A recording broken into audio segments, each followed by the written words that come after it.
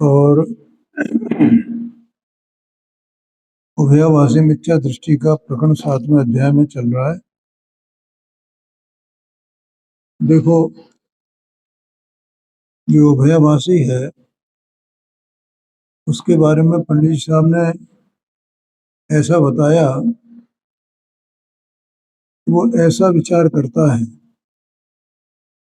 कि जिनमत में दो नए कहे हैं,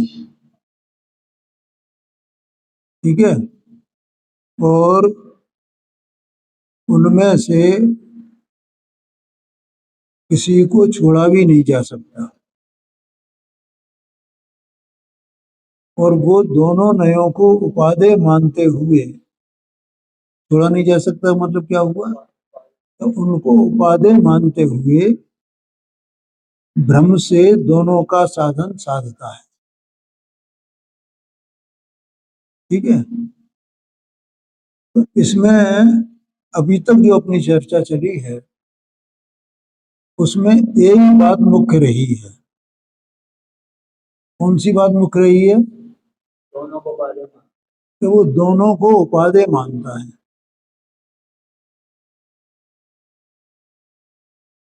तो लाइट बंद नहीं करवाना यहाँ से, ये बंद कर देना भैया जरा। दोनों को उपादेय मानता है, वही चर्चा चल रही है अब, ठीक है ना। तो इसमें उसमें क्या क्या भ्रांतियां उसकी हैं। एक तो ये जो चर्चा इसमें आई उसमें यहाँ तक जहां तक चर्चा आ गई है, तो निश्चय से तो अपने को सिद्ध समान शुद्ध मानता है, और दूसरा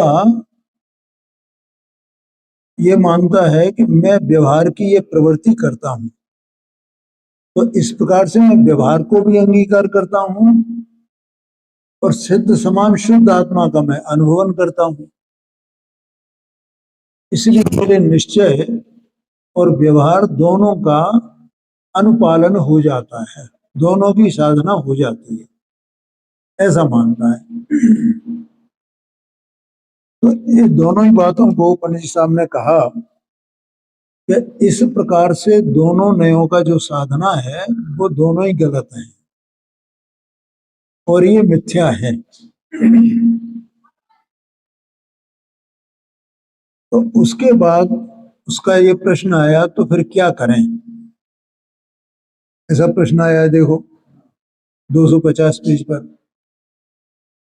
तो उसको बताया,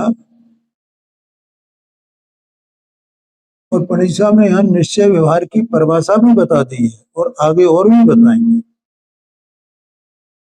अब फिर यहाँ बता रहे हैं निश्चय नय का क्या स्वरूप है और व्यवहार नय का क्या स्वरूप है। क्या बताया कि द्रव्य का जो भाव है, किसी भी द्रव्य का जो भाव है, उस भाव को उसी द्रव्य का निरूपण करना, उस द्रव्य के भाव स्वरूप ही निरूपण करना, निरूपण करना, इसका नाम निश्चय है। और उस द्रव्य के भाव को निमित्तादि की अपेक्षा से अन्य द्रव्य स्वरूप निरूपण करना, इसका नाम व्यवहार है। इसका मतलब वो वस्तु निश्चय और व्यवहार कुछ भी नहीं है, न उसका कोई भाव निश्चय है न कोई व्यवहार है।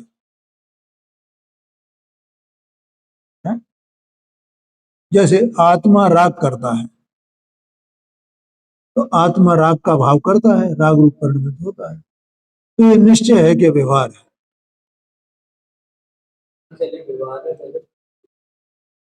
ना, कुछ भी नहीं है, न निश्चय है न व्यवहार है।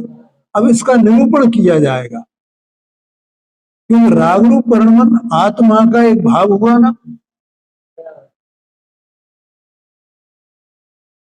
क्या कहा? आत्मा अज्ञानी है, तो अज्ञानी है आत्मा, तो निश्चय है कि व्यवहार है, ऐसा समझना। ये बताना है। अब आत्मा के अज्ञान भाव को आत्मा का निरूपण करना यह निश्चय है, और उस अज्ञान में दूसरे का कारण बताना, दूसरे का सहारा लेकर के बताना, इसका नाम व्यवहार है। आया कि नहीं आया ख्याल? ऐसा समझना। वो आत्मा शुद्ध है, इसका नाम निश्चय है कि व्यवहार है? तो निरूपण का नाम निश्चय और व्यवहार है। सिद्ध भगवान शुद्ध है, तो शुद्ध है तो निश्चय है कि व्यवहार है? हाँ, अब उसका निरूपण किया जाए कि वे द्रव्य कर्म नो कर्म भाव कर्म से रहते हैं इसलिए शुद्ध हैं, तो ये कथन करना ये व्यवहार हो गया। और वे अपने से ही शुद्ध हुए हैं, परद्रव्य उसमें कारण नहीं है, ये निश्चय है। आया क्या नहीं है? क्योंकि वस्तु तो जो है सो है, ये पनीर साहब ने बार बार कहा है। और यहां फिर कहते हैं देखो, निश्चय न से जो निरूपण किया हो, अब करना क्या है? ये तो दोनों नयों को उपादेय मान रहा है ना, और उपादेय मानने में भी विरोध आता है, ये भी बता दिया। और ये भी बता दिया कि इस तरह से ये निश्चय व्यवहार नहीं होते हैं कि हमारी प्रवृत्ति तो व्यवहार की है, और और श्रद्धा हम जो है वो निश्चय का करते हैं। ये भी निश्चय व्यवहार को मानना गलत है। और इसमें भी ये भनक उसकी आ जाती है, इस गंध आ जाती है कि वो दोनों नयों को उपादेय मानता है कि निश्चय से मैं सिद्ध समान शुद्ध हूं, तो मैं इसका श्रद्धान करता हूं, और व्यवहार से मैं व्यवहार की प्रवृत्ति करता हूं। इसका मतलब व्यवहार की प्रवृत्ति करता हूं, तो व्यवहार भी इसे उपादेय हो गया ना, उपादेय मान करके वो करता है। और निश्चय ने का वो श्रद्धान करता है। कैसे करता है? कि मैं सिद्ध समान शुद्ध हूं, सिद्ध समान शुद्ध हूं, ये मेरा निश्चय का श्रद्धान है। समझ में आया कि नहीं आया? ये कल भी बताया था और आज भी बता। तो इस प्रकार से ये नयों को मानना, और इसमें दोनों नयों को उपादेय मान लिया, और नयों का जो स्वरूप है वो भी इसने नहीं समझा है। तो पन्नी साहब ने ये सब कह दिया कि ये तो भ्रमणा है, ये तो भ्रांति है, ये तो मिथ्या है। तब वो पूछता है कि फिर क्या करें? तो उसको उत्तर दिया है, देखो भैया, मैं इसलिए कहता हूं कि देखो, ये उभयाभाषी प्रकरण के आश्रय से हमारी जो भ्रांतियां हैं ना नयों के बारे में, इसको स्पष्ट किया है पंडित जी साहब ने। अभी तो और भी भ्रांतियां हैं, वो इसमें बताएंगे आगे। इतनी भ्रांति है नए के बारे में। और यही कारण है, जैसे कोई उभयवासी हो तो अपन नहीं समझ पाएंगे ये उभयवासी, तो अपन खुद ही अज्ञानी, अपन कहाँ समझ पाएंगे? अपन तो कहेंगे हाँ, तो ये व्यवहार हो गया ना, ये निश्चय हो गया ना, ये दोनों नए हो गए ना इसमें। और इसीलिए कुछ लोग तो गुरुदेव शिव को ऐसा मानते हैं कि वे तो निश्चय निश्चय की बात करते हैं।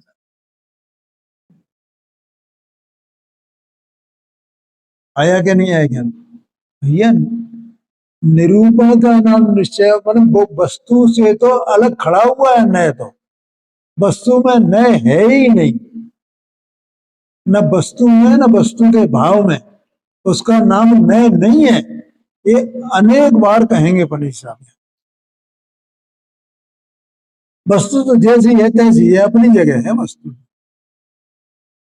अब उसका निरूपण तो किया जाएगा, बताया जाएगा ना उसके बारे में कुछ, तो बताया कैसे जाता है? तो बताया जाना, उस बताने की विधि नयों के द्वारा है।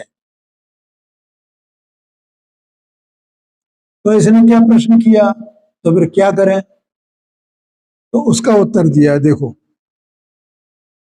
निश्चय नय से जो निरूपण किया हो, निश्चय नय से जो निरूपण किया हो, उसे तो सत्यार्थ मानकर उसका श्रद्धान करना,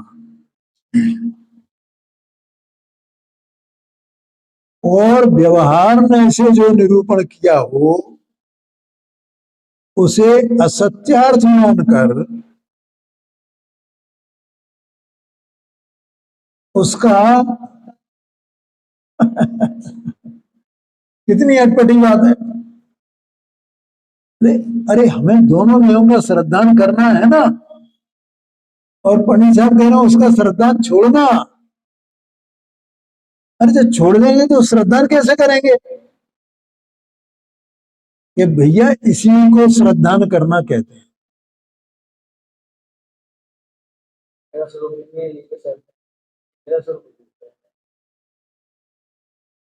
आया क्या नहीं आएगा? इसी को श्रद्धान कहते हैं। श्रद्धान छोड़ना माने उसे सच्चा नहीं मानना। इसको जो व्यवहार में निरूपण करता है, व्यवहार में जो वस्तु के बारे में कहता है, ठीक है, तो व्यवहार में के द्वारा किए गए कथन को तुम सच्चा नहीं मानना, इसका मतलब उसको छोड़ देना। देखो अपने को एक बात प्रसिद्ध है, इस समय सारजी में आता है 12 नंबर की गाथा में, कि व्यवहार जाना हुआ प्रयोजनवान है, ऐसा वाक्य है। क्या है? जाना हुआ प्रयोजनवान है। इसका मतलब जान लो और छोड़ दो बस। जानने का मतलब क्या है? कि ये ऐसा क्यों कहा गया है,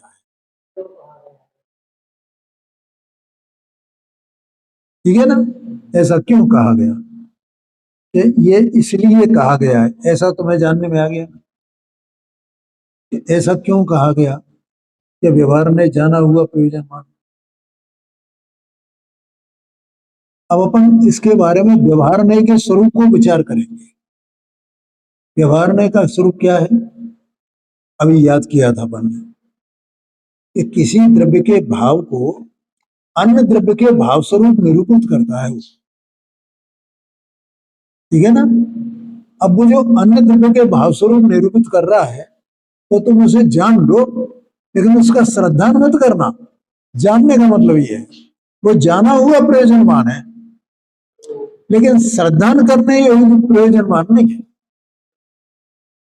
उसको सत्यार्थ मानना ऐसा प्रयोजनवान नहीं है। आया समझ में कि नहीं? वही आशय यहां पर है। क्या आशय है? कि जो निश्चय ने जो निरूपण करता है, देखो फिर बार बार याद करना इस बात को, वस्तु तो अपनी जगह जैसी है तैसी है, ठीक है? अब उस वस्तु के बारे में निश्चय में जो निरूपण करता है, तो इसका मतलब निश्चय में तो अलग है ना उससे। वस्तु तो निश्चय नहीं है, व्यवहार नहीं है। वस्तु का नाम निश्चय नहीं, वस्तु का नाम व्यवहार नहीं।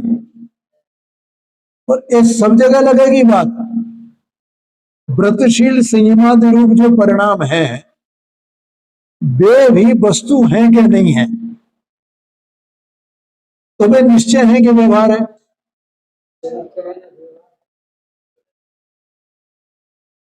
हाँ, जबकि सारा जगत क्या कह रहा है उसको? आया समझ में कि नहीं आया? कह रहा है ना सारा जगत ये व्यवहार है, ये व्यवहार है, ये व्यवहार।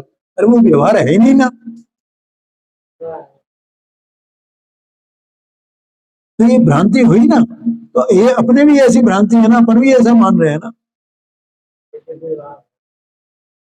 नहीं मान रहे? ये व्यवहार है, ये व्यवहार है, ये व्यवहार है, ये व्यवहार है।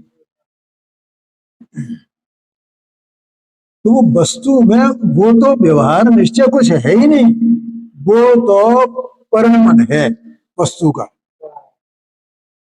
अब वो किस वस्तु का परिणमन है निश्चय से, और व्यवहार से किसका निरूपण है, उसके किसका कहा जा रहा है वो? ये बात नए में आ जाएगी ना। वो जो परिणमन है वो किस वस्तु का है, कैसे है, किसका है, तो वो बताने वाला कौन है? वो बताने वाला मैं है। लेकिन वो अपने आप में निश्चय व्यवहार कुछ भी है नहीं। बोलो भैया समझ में आया कि नहीं? कोई प्रश्न हो तो पूछ लेना। ये तो भ्रांति अपने को ऐसी पड़ी हुई है।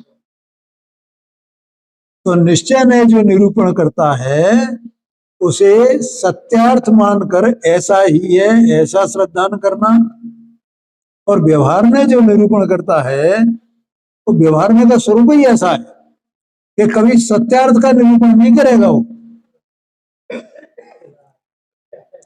सच्चे का निरूपण नहीं करेगा वो। हाँ, असत्यार्थ का ही निरूपण करेगा। उसकी प्रकृति, उसका नेचर ही ऐसा है? इसलिए उसको असत्यार्थ जान करके उसका श्रद्धान नहीं करना माने उसे सत्यार्थ नहीं मानना, ये है। और इसका मतलब ये भी नहीं है कि एक ही ने का श्रद्धान कर रहे हैं अपन। इसी प्रकार से दोनों नयों का श्रद्धान माना जाता है, ये आगे भी कहेंगे पंडित साहब। खैर अब आगे क्या कहते हैं देखो। यही समय सार कलश में कहा है। ये 173 नंबर का कलश है बंद अधिकार का। उसमें कह रहे हैं अमृत चंद्राचार्य स्वामी, सर्वत्राध्यवसानमेवमखिलम् त्याज्यं यदुक्तं जनैः तन्मन्ये व्यवहारेव निखिलो यन्याश्रयस्त्याजितः सम्यग् निश्चयमेकमेव परमम् निष्कम्पमाक्रम्य किम् शुद्ध ज्ञान घने महिम निजे बदनंति संतो धृतिम। देखो ये याद रखना, यहाँ पर विषय क्या चल रहा है कि दोनों नए समान रूप से उपादेय नहीं है, ये विषय चल रहा है ना। इसी की पुष्टि में ये कलश उद्धृत किया है पंडित साहब ने। आगे सुनिए कि निश्चय ने तो उपादेय है, व्यवहार ने उपादेय नहीं है। इसके संबंध में ये कलश है। अर्थ है क्योंकि सर्व ही हिंसादि व अहिंसादि में अध्यवसाय है, सो समस्त ही छोड़ना ऐसा जिन देवों ने कहा है। यदुक्तम जिनई पहली लाइन में आया है, आया क्या नहीं आया ख्याल में? अखिलम अध्यवसानम एव त्याज्यम, ऐसा आया ना कि सभी त्यागने योग्य है, सर जितना भी अध्यवसान है। अब अध्यवसान क्या है? ये जो हिंसा रूप अशुभ भाव है वे अध्यवसान है, और शुभ भाव रूप जो भाव है वे भी अध्यवसान है। क्यों अध्यवसान है? क्योंकि ये संबंध के कारण है, तो ये सब छोड़ने योग्य है ना। आया कि नहीं आया क्या? तो इन्हें छोड़ देगा तो क्या करना चाहिए फिर? एक आत्मा में लीन हो जाना चाहिए बस, यही तो उपाधि है ना। क्या कहा? ये त्याज्य हुए क्या नहीं हुए, और एक आत्मा का आश्रय लेना चाहिए। तो आचार्य देव कहते हैं जैसे भगवान ने ये कहा है इसलिए मैं ऐसा मानता हूं, ये लिखा है आगे। ये जब सब अध्यवसान भगवान ने कहा कि ये त्याज्य हैं, छोड़ने योग्य हैं, तो फिर मैं ऐसा मानता हूं। कैसा मानता हूं? कि जो पराश्रित व्यवहार है सो सर्व ही छुड़ाया है। क्या कहा? क्यों छुड़ाया है भैया? क्योंकि जितना पराश्रित व्यवहार है, व्यवहार माने पर के आश्रय से जो जीव के भाव होते हैं, ठीक है, हाँ जी, हाँ जी, हाँ जी, जिन्हें व्यवहार न्याय कहता है कि ये भाव पर के आश्रय से होते हैं। व्यवहार में क्या कहेगा? वे हैं तो जीव के ही भाव, निश्चय से वे किसके भाव हैं? जीव के भाव। व्यवहार में क्या कहता है कि ये पर के आश्रय से होते हैं। उनको ये बताता है व्यवहार में, ये पर के आश्रय से होते हैं। तो व्यवहार ने नहीं बताया कि तो पर के आश्रय से होने वाले भाव हैं। तो ये पर के आश्रय से भाव है, पराश्रित भाव हैं, वे सभी त्याग में योग्य हैं। क्यों त्याग में योग्य हैं? कि जो पर के आश्रित भाव होंगे तो वे मोक्ष का कारण नहीं हो सकते हैं, वे तो संसार के ही कारण होंगे। देखो यहां जो चर्चा चल रही है व्यवहार के बारे में, व्यवहार नय के बारे में, तो व्यवहार नय के बारे में दो बातें कही जाती है ना, मतलब नय के बारे में। कौन कौन सी? हाँ शाबाश। और भेद और अभेद, बहुत बढ़िया। नय के बारे में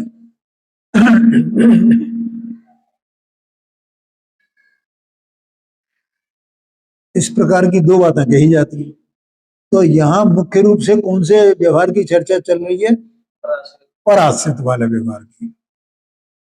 तो जो पर के आश्रय से, अब क्या होता क्या है, ये बात पहले बताई गई है कि ये आत्मा चैतन्य वस्तु है, ठीक है।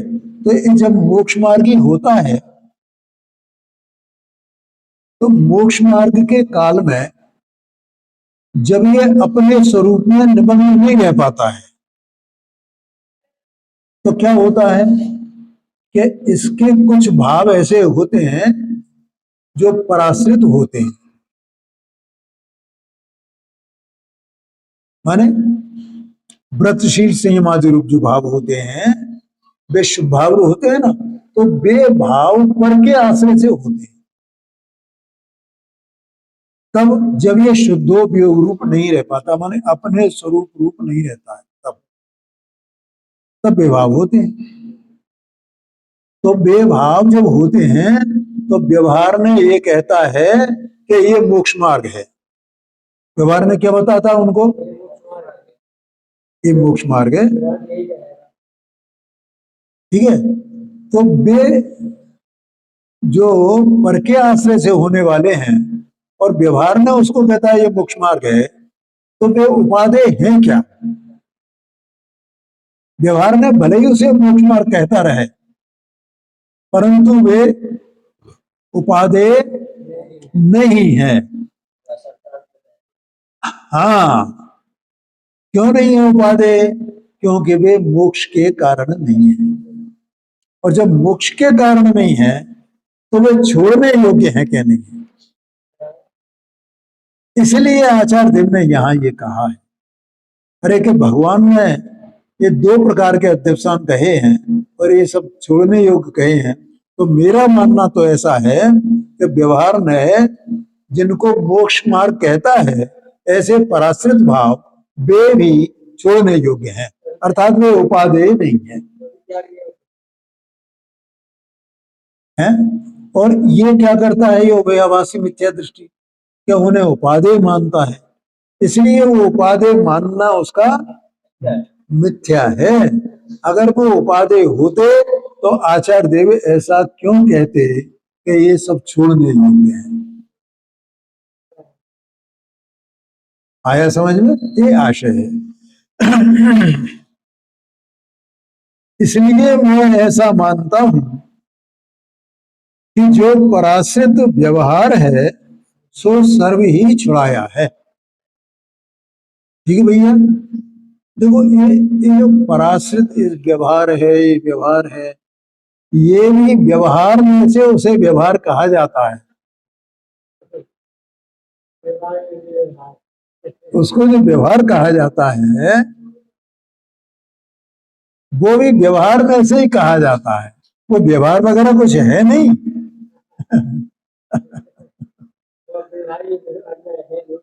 है? व्यवहार में तो ये कहता है केवल कि एक मोक्ष मार्ग है। व्यवहार में क्या कहता है? एक मोक्ष मार्ग है, ठीक है ना। अच्छा, मोक्ष मार्ग तो उपादेय है कि मोक्ष का कारण है, तो क्या ये उपादेय है कि नहीं है? उपादेय नहीं है, लेकिन वो उसको व्यवहार व्यवहार ऐसा कहाँ क्यों जाता है? वो व्यवहार में से ही व्यवहार कहा जाता हो, वास्तव में तो व्यवहार निश्चय कुछ है ही नहीं।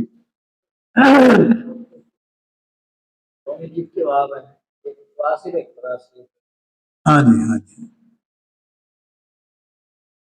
आया समझ में? माने पर के आश्रय से होने वाला भाव, उसको मोक्ष मार्ग कहना, ये बात है।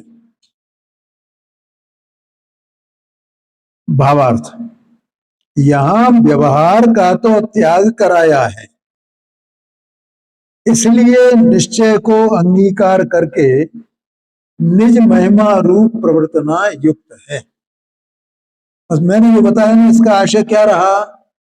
इसका आशय ये रहा कि व्यवहार में उपाधि नहीं है, ये बात बताने के लिए आज पंडित साहब ने 173 नंबर का कलश यहाँ उद्धृत किया है। आया समझ में कि नहीं आया? भैया कोई बात समझ में नहीं आया, कोई प्रश्न हो तो पूछ लेना। क्यों नवीन भाई? कोई हम कहेगा ना, ये देखो आचार्य देव ने इसको व्यवहार कह दिया, पराश्रित व्यवहार, पराश्रित व्यवहार। इसका मतलब जो भाव जीव के हो रहे हैं उनमें पर का आश्रय है, पर के आश्रय से होते हैं। पर का आश्रय उसमें कहा जा रहा है, तो पर का आश्रय कहा जा रहा है, तो वास्तव में तो वे जीव के ही भाव हैं, हैं? हाँ, हाँ, हाँ। संत पुरुष एक परम निश्चय ही को भले प्रकार निष्कंप रूप से अंगीकार करके शुद्ध ज्ञान घन रूप निज महिमा में स्थिति क्यों नहीं करते? देखो, आत्मा का स्वरूप क्या है? शुद्ध ज्ञान स्वरूप है, ज्ञान घन स्वरूप है, ऐसा है ना। और ये जीव का कर्तव्य क्या है? इसके लिए अगर इसको संसार से छूटना है तो इसको किसकी महिमा करनी चाहिए? व्रतशील संयमादि की महिमा करनी चाहिए या इस स्वभाव की महिमा करनी चाहिए? और स्वभाव की महिमा करने का मतलब क्या है? कि उस स्वरूप ही रह जाना, अनादि से। देखो, ये स्वभाव तो ऐसा है इसका अनादि से, लेकिन तो भी ये जीव इस प्रकार से रहा आया है क्या? कितने काल तक रहा है अनादि से? एक क्षण को भी रहा है क्या वैसा? नहीं रहा है। जो इसका स्वरूप नहीं है उस स्वरूप रहा है ये, और जो इसका स्वरूप है उस स्वरूप नहीं रहा है।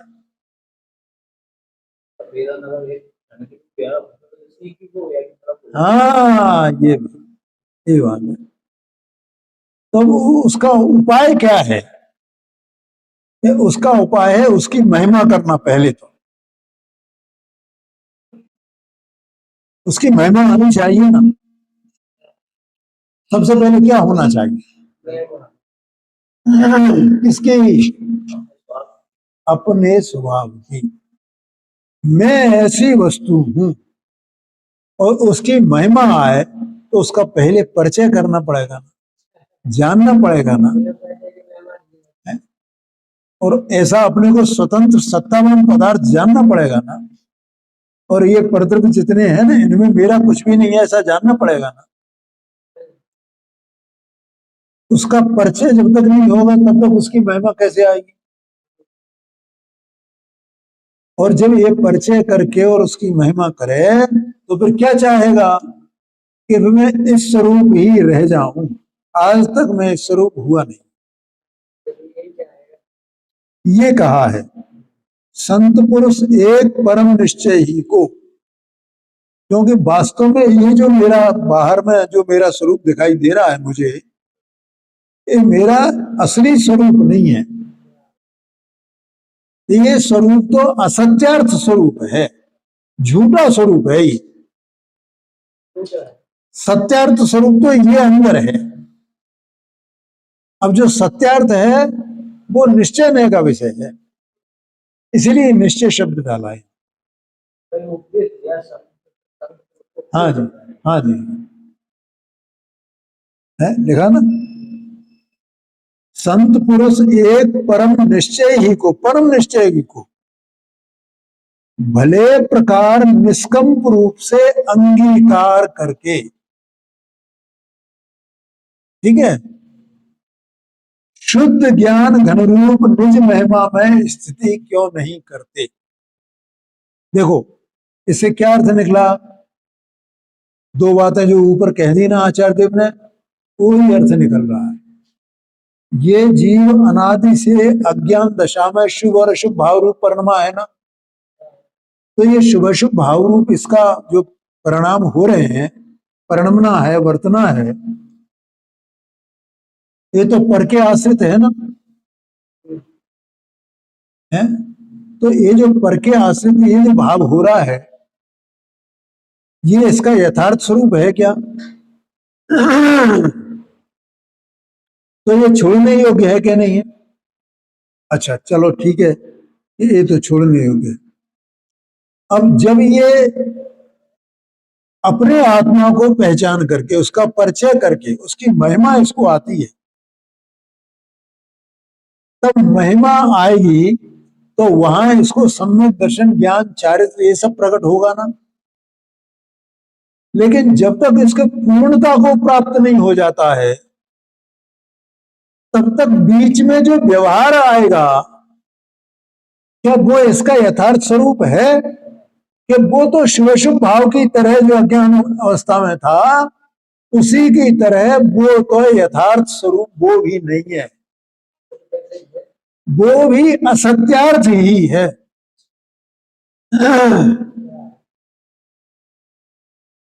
आया कि नहीं आया क्या?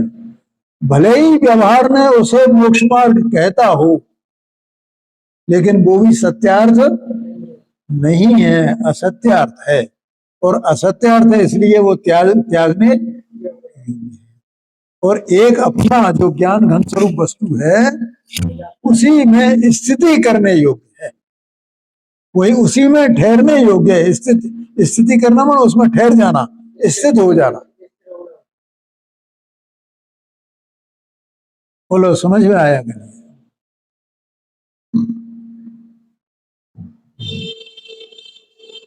तो देखो यहां व्यवहार का तो त्याग कराया है, भावार्थ लिखा है, व्यवहार का तो माने व्यवहार से जो मोक्ष मार्ग कहा जा रहा है, कहा जाता है, उसका तो त्याग कराया है। देखो ऐसा करें पंडित जी साहब, यहां व्यवहार का तो त्याग कराया है, इसलिए निश्चय को अंगीकार करके निज महिमा रूप प्रवर्तन करना युक्त है। क्या बता दिया इसमें? कि व्यवहार में उपाधि नहीं है क्योंकि वो असत्यार्थ है, और निश्चय में उपाधि है क्योंकि वो सत्यार्थ है। ये बताना था ना, इसके लिए कलश लिखा है, ऐसा समझ।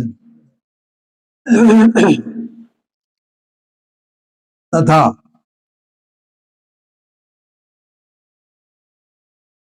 षट पावड़ में ऐसा कहा है, ये अष्ट पावड़ और सठ पावड़ एक ही बात है भैया। पहले सठ पावड़ के नाम से था, तो उसमें 6 पावड़ थे, बाद में 2 पावड़ और जोड़ दिए गए, तो वो अष्टपहड़ कहना मिलेगा। जो सुत्तो बवहारे सो जोई जग गए सकत जम्मी। जो जगत बवहारे सो सुत्तो अपने कज्जे। क्या कह रहे हैं अर्थ? जो सुत्तो बवहारे माने जो व्यवहार में सोता है। व्यवहार में सोना माने व्यवहार को उपादेय नहीं मानना। हाँ, ऐसा मानना कि ये छोड़ने योग्य है, त्याग करने योग्य। बहुत गंभीर गंभीर बातें हैं। वह योगी अपने कार्य में जागता है। क्या कहा? अपने कार्य माने अपना कार्य, उसे जो है वो अपना कार्य करता है। वो जो व्यवहार में सोता है, व्यवहार को जो उपादेय नहीं मानता है, व्यवहार उसको जो छोड़ता है, वो अपना कार्य करेगा ना। तथा जो व्यवहार में जागता है, उसमें सजग है, तो वो अपने कार्य में सोता है। वो अपना कार्य कैसे करेगा? आया कि नहीं आएगा? इसलिए बस ये दो बातें उन्हें बताना था पंडित साहब को, वो बता दी। इसलिए व्यवहार नय का श्रद्धान छोड़कर निश्चय नय का श्रद्धान करना योग्य है। आ गया समझ में भैया? कोई बात सूक्ष्म है। देखो अब आगे कहते हैं। अभी दो बार पंडित साहब ने निश्चय नय और व्यवहार नय के स्वरूप का निरूपण कर दिया है। अब फिर से यहां करते हैं तीसरी बात। व्यवहार नय माने वो श्रद्धा छोड़ना क्यों क्यों छोड़ना चाहिए, ऐसा कोई प्रश्न करेगा ना, उस प्रश्न का यहां उत्तर दिया है। सावधानी से धैर्य पूर्वक शांति से समझना। देखो बाहर में अपने को कुछ भी त्यागना और ग्रहण करना बनता नहीं है भैया।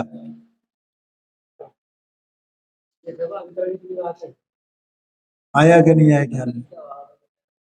हाँ जी हाँ। जिसको अपन छोड़ना और ग्रहण करना कहते हैं, वे सब अपनी अपनी जगह है, उसमें कागा ग्रहण त्याग है। आत्मा अपनी जगह है, वे पदार्थ अपनी जगह है। बोलो ये देह में वाणी है, तो इसमें इसमें भी आत्मा क्या करे, क्या छोड़े क्या ग्रहण करे। और जैसे इसमें कुछ ग्रहण त्याग नहीं है, ज्ञानावरण आदि का 8 कर्म, उनमें क्या ग्रहण त्याग है? किसी में भी कुछ भी ग्रहण त्याग है नहीं। तो जितनी कथनी आती है ग्रहण त्याग की, वो सबका सब व्यवहार नय का कथन आता है। सच्ची बात तो ये है कि सब अपने अपने में है। यहां तक कि ज्ञानी तो ये जानता है कि मेरे तो राग का भी ग्रहण त्याग नहीं है।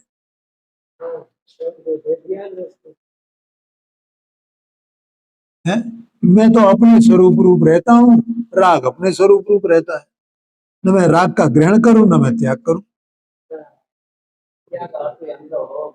है जी? मेरा भाव क्या है? मेरा भाव ज्ञान है कि ये विकार है? हाँ, अरे तो वो ज्ञान ज्ञान है, मतलब ज्ञान का काम तो जानना है ही ना। ऐसा आशय है।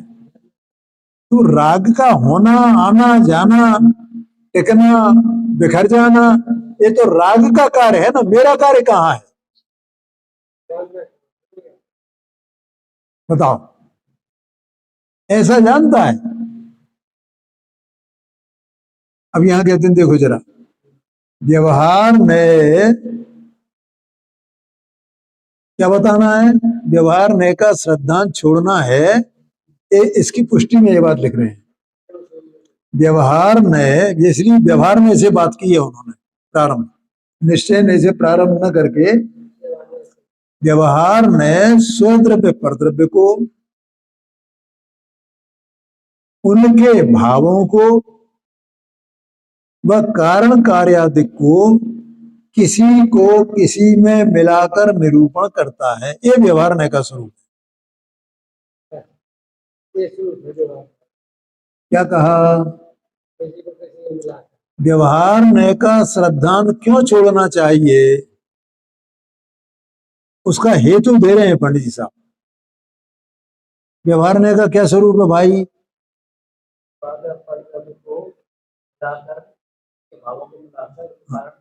हाँ फिर बोलता हूं मैं, व्यवहार नय स्वद्रव्य को परद्रव्य को, उनके भावों को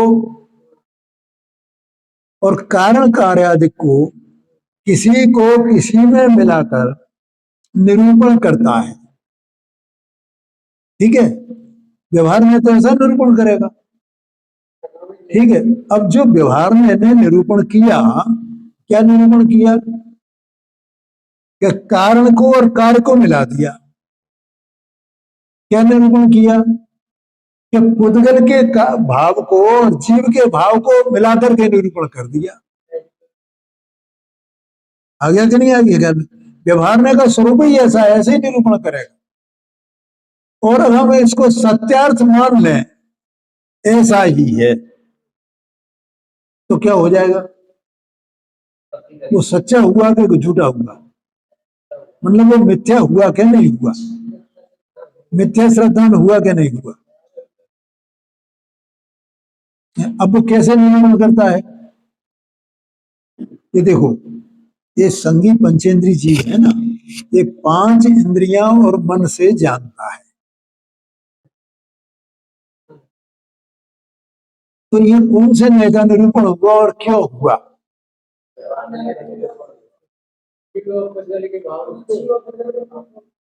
हाँ, क्योंकि 5 इंद्रियां और मन तो उद्गल के परिणाम है और जानना तो जीव का परिणाम है। तो जीव अपने से जानता है कि 5 इंद्रियां और मन से जानता है।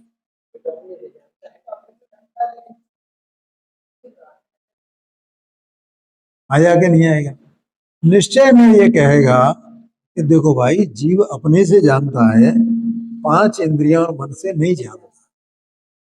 और व्यवहार में ये कहेगा कि 5 इंद्रियां और मन से जानता है। तो दोनों अपनी अपनी बात कर रहे हैं ना, और जानना तो अपनी जगह है और इंद्रियां भी अपनी जगह है। बोलो, इंद्रियां व्यवहार है कि निश्चय है, और इसका जो जानना हो रहा है इंद्रियां और पर, उसमें वहां में निमित्त बन रही है, तो इसमें क्या निश्चय क्या व्यवहार है, इसमें कुछ नहीं है, कोई निश्चय व्यवहार नहीं है इसमें। ये तो व्यवहार में इस प्रकार से निरूपण कर रहा है, और हमें ऐसा ही मान लें, इसको सच्चा मान लें, तो इसका मतलब हमने आत्मा का तो नाश कर दिया।